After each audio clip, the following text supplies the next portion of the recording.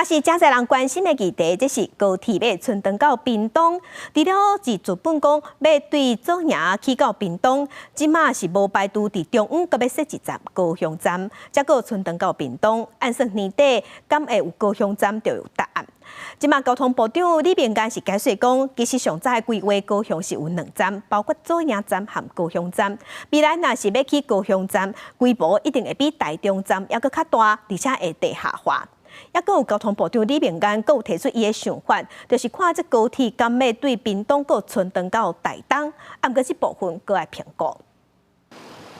针对高铁的路线，交通部长李明干是对外展出上新的规划，强调高铁伫高雄上早是规划有2站，包括左营站和高雄站，而且高雄站的设置会比台中站规模更较大，阁是地下化的车头，消息嘛引起民众讨论。目的地主要还是到屏东嘛，那所以说其实我觉得不用再增加一个高雄，就是左营直接到屏东这样就可以了。我觉得如果在那边再增加一站的话，可以看能不能带动那边的经济。民众对高铁高雄站的看法是完全无同。根据了解，本地高铁路线的规划是对左营站延伸到屏东站，即马嘛阁会评估，无排除对左营站往南延伸到高雄市区，另外设高雄站阁延伸到屏东。李明安甚至淡出高铁对屏东延伸到台东。台东的部分，这个因为还没有启动相关的可行性评估，还有路线的选择，所以这个部分工法目前都还要再做进一步评估才能确定。整个可行性研究都还没有开始做，包含你要怎么选这个路线，你要如何去穿越中央山脉，目前一个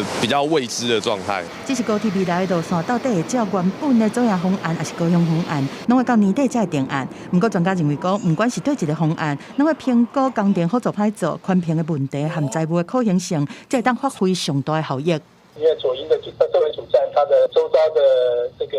地形或者是我们的环境，它可能容纳作为吊顶的主站会比较合适。高雄的话，因为它的空间比较有限，所以我建议这个部分必须要做一个更完整的评估。高铁延伸到屏东的路线已经升到到台东的可能性，李明干嘛承诺讲，伫任内会启动评估。不过学者认为讲，高铁东沿的路人有限，桥的关键差阁真大，呼吁政府嘛是要考虑到极端气候的影响，才袂伤害生态，也是水土保持。记者综合报道。